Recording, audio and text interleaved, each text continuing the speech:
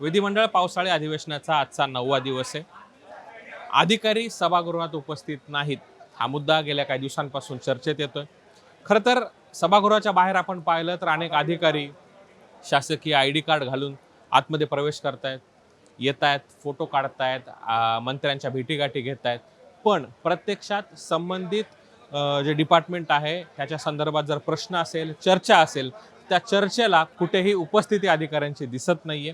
हा खरं तर खूप गंभीर प्रश्न आहे. मी देखील मरीन ड्राईव्ह परिसरामध्ये फिरत होतो.